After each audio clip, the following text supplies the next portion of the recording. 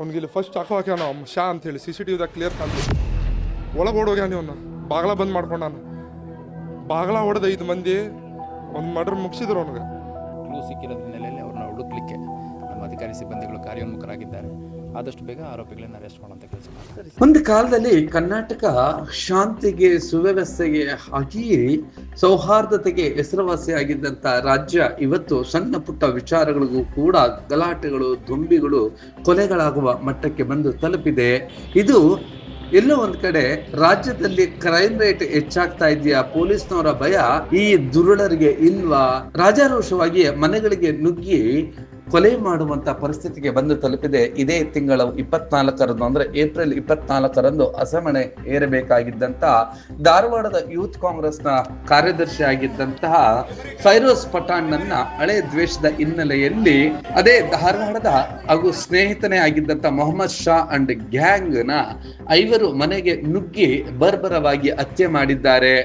ಅವನನ್ನ ವಿಳಾಸ ಕೇಳುವಂತ ನೆಪದಲ್ಲೋ ಅಥವಾ ಮಾತನಾಡಿಸುವಂತ ನೆಪದಲ್ಲೋ ಮನೆಯ ಗೇಟ್ ಬಳಿ ನಿಂತಿದ್ದಾಗ ಫೈರೋಜ್ ಪಠಾಣ್ ನನ್ನ ಮಾತನಾಡಿಸ್ತಾರೆ. ಆ ಒಂದು ಸಂದರ್ಭದಲ್ಲಿ ಚಾಕು ತೆಗಿತಾ ಇದ್ದಂತ ಫೈರೋಜ್ ಪಠಾಣ್ ಆ ಒಂದು ಪರಿಸ್ಥಿತಿಯ ಗಂಭೀರತೆಯನ್ನು ಅರ್ಥಕೊಂಡು ಓಡೋಗಿ ಮನೆ ಒಳಗಡೆಗೆ ಬಾಗಿಲು ಹಾಕೊಂಡು ಬಾಗಿಲನ್ನ ಹೊಡೆದಂತ ಈ ಕಿಡಿಗೇಡಿಗಳು ನುಗ್ಗಿ ಅಲ್ಲಿಯೇ ಬರ್ಬರವಾಗಿ ಹತ್ಯೆ ಮಾಡಿದ್ದಾರೆ. ಫೈರೋಜ್ ಪಠಾಣ್ ಸ್ಥಳದಲ್ಲಿಯೇ ಅಸುನುಗಿದ್ದಾನೆ. ಇದು ಕುಟುಂಬದವರ ಎದುರೇ ನಡೆದಂತ ಭಯಾನಕವಾದಂತ ಕೊಲೆ ಪ್ರಕರಣ ಇದಾಗಿದೆ.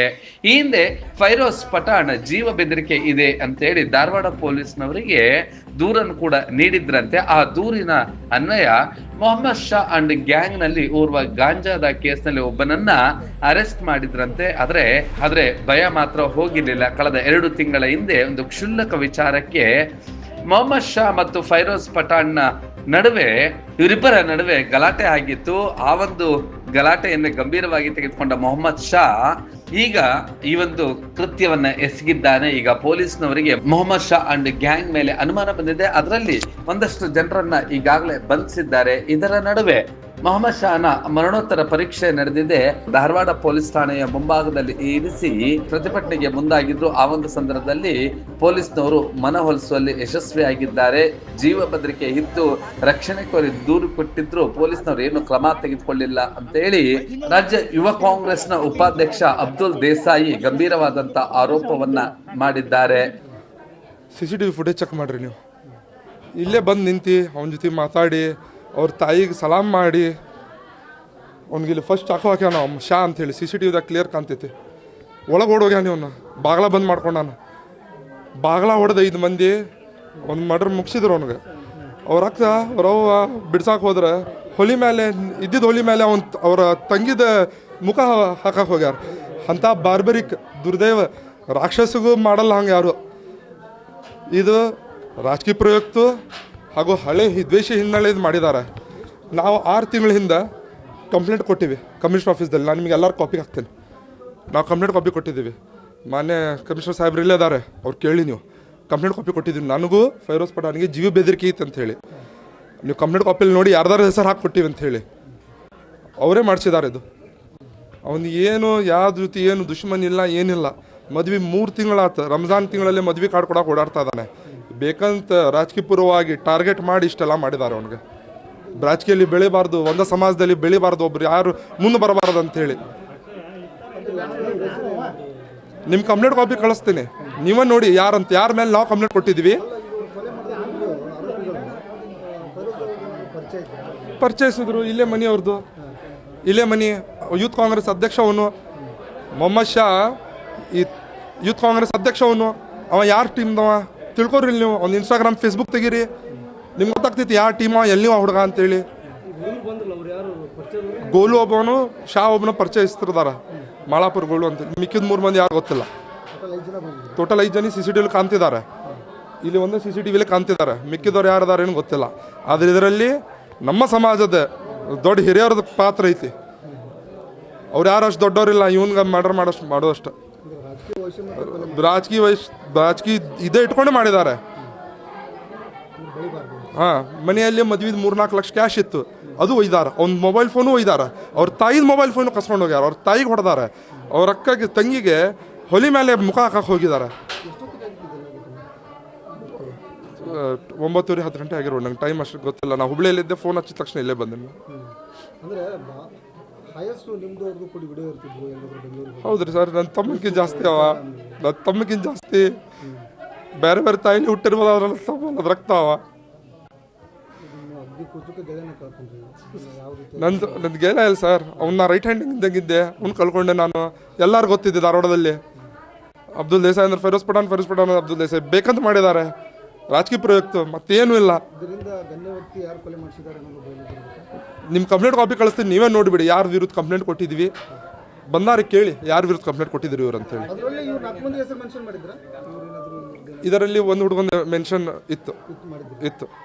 ಇದರ ನಡುವೆ ಈಗ ಒಂದಷ್ಟು ಜನರನ್ನ ದಸ್ತಗಿರಿ ಮಾಡಿರ್ತಕ್ಕಂಥ ಪೊಲೀಸ್ನವರು ಈ ಒಂದು ಘಟನೆಗೆ ಸಂಬಂಧಿಸಿದಂತೆ 4 ವಶಕ್ಕೆ ಪಡ್ಕೊಂಡಿದ್ದಾರೆ. ಇದೇ ಸಂದರ್ಭದಲ್ಲಿ ಕಮಿಷನರ್ ಆಗಿರ್ತಕ್ಕಂಥ ಶಶಿಕುಮಾರ್ ಅವರು ಮಾತನಾಡಿ, ಈ ಒಂದು ಕೊಲೆಯ ಪ್ರಕರಣದ ಬಗ್ಗೆ ಗಂಭೀರವಾಗಿ ನಾವು ತೆಗೆದುಕೊಂಡಿದ್ದೇವೆ. ಈ ಒಂದು ಪ್ರಕರಣವನ್ನ ಇದೇ 24ಕ್ಕೆ ಹಸೆಮಣೆ ಏರಬೇಕಾಗಿದ್ದಂತ ಮೊಹಮ್ಮದ್ ಪಠಾಣ್ ಕೊಲೆ ಆಗಿರ್ತಕ್ಕಂತಹದ್ದು ಇದೊಂದು ವಿಷಾದನೀಯ ಘಟನೆ ಅಂತೇಳಿ ವಿಷಾದವನ್ನು ವ್ಯಕ್ತಪಡಿಸಿದ್ದಾರೆ. ಈ ಒಂದು ಪ್ರಕರಣಕ್ಕೆ ಸಂಬಂಧಿಸಿದಂತೆ ಈಗಾಗಲೇ ಕೈಫ್, ಸದ್ದಾಂ, ಸಮೀರ್, ಗೌಸ್ ಹಾಗೆ ಪ್ರಮುಖ ಆರೋಪಿ ಆಗಿರ್ತಕ್ಕಂಥ ಮೊಹಮ್ಮದ್ ಶಾನನ್ನ ವಶಕ್ಕೆ ತೆಗೆದುಕೊಂಡಿದ್ದಾರೆ. ಈ 4 ಮೊಹಮ್ಮದ್ ಶಾನ ಮನೆಯಲ್ಲೇ ಇದ್ರು ಅಂತೇಳಿ ಕೂಡ ತಿಳಿದು ಬಂದಿದೆ. ಉಳಿದಂತವರಿಗಾಗಿ ಪೊಲೀಸ್ನವರು ಬಲೆ ಬೀಸಿದ್ದಾರೆ. ಯಾವುದೇ ಸಂದರ್ಭದಲ್ಲೂ ಕೂಡ ಅವರನ್ನ ಬಂಧಿಸಬಹುದು.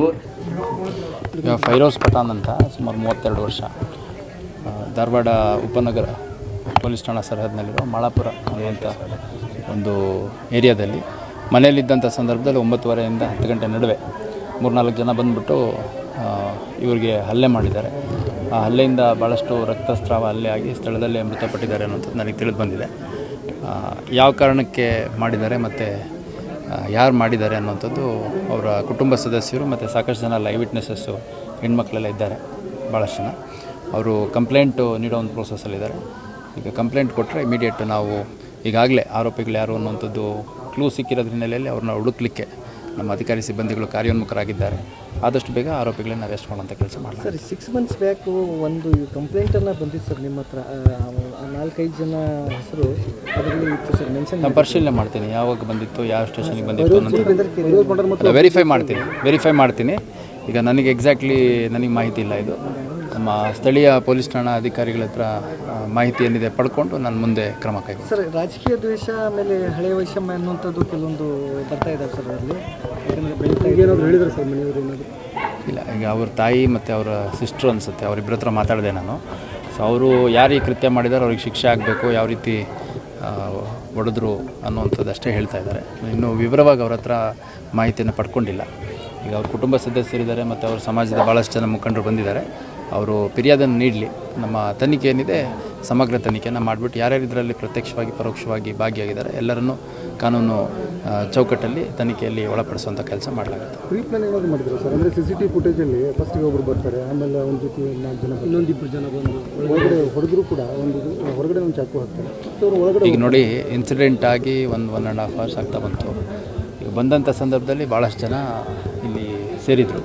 ಅವ್ರನ್ನೆಲ್ಲ ಸ್ವಲ್ಪ ಡಿಸ್ಪರ್ಸ್ ಮಾಡಿ ಅಲ್ಲಿ ಫ್ಯಾಮಿಲಿ ಮೆಂಬರ್ಸ್ ಯಾರಿದ್ದಾರೆ ಅವ್ರನ್ನ ಮಾತಾಡಿಸಿ ಈ ಕಂಪ್ಲೇಂಟ್ ತೊಗೊಳ್ಳೋಂಥ ಪ್ರೊಸೆಸ್ಸಲ್ಲಿದ್ದೀವಿ. ತನಿಖೆ ಇನ್ನೂ ಪ್ರಾರಂಭ ಆಗಬೇಕು. ಇಲ್ಲಿ ಕೊಲೆ ಮಾಡಿ ಧಾರವಾಡ ಬೆಳಗಾವಿ ಗಡಿ ಭಾಗದಲ್ಲಿ ಫೈರೋಜ್ ಎಂಬಂತವನು ಮೊಬೈಲ್ ಬಿಸಾಡಿ ಪರಾರಿಯಾಗಿದ್ದರೆ ಬಹುಶಃ ಇವರು ಮುಂಬೈಗೆ ಪರಾರಿಯಾಗಿರಬಹುದು ಎನ್ನುವಂತಹ ಗುಮಾನಿ ಕೂಡ ಇದೆ. ಇನ್ನು ಉಳಿದಂತವರಿಗಾಗಿಯೇ ಪೊಲೀಸರು ಬಲೆ ಬೀಸಿದ್ದಾರೆ. ಈ ಒಂದು ಪ್ರಕರಣವನ್ನ ಗಂಭೀರವಾಗಿ ತೆಗೆದುಕೊಂಡು ಕ್ರಮ ತೆಗೆದುಕೊಳ್ತೇವೆ ಎನ್ನುವಂತ ಮಾತನ್ನ ಆಯುಕ್ತರಾದಂಥ ಶಶಿಕುಮಾರ್ ಹೇಳಿದ್ದಾರೆ. ಮುಂದೆ ಏನಾಗುತ್ತೆ ಎನ್ನುವಂಥದ್ದು ಮುಯಿಗೆ ಮುಯ್ಯ, ಸೇಡಿಗೆ ಸೇಡ. ಈ ಒಂದು ಕೊಲೆಗಳು ಇದೇ ರೀತಿಯಾಗಿ ಒಮ್ಮೆ ಲಾಂಗ್ ಹಿಡಿದ್ರೆ ಅದೇ ಲಾಂಗ್ನಿಂದಲೇ ಹೋಗ್ತಾರೆ ಅನ್ನೋದಕ್ಕೆ ಈ ಪ್ರಕರಣವೂ ಕೂಡ ಒಂದು ಸೇರ್ಪಡೆಯಾಗಿದೆ.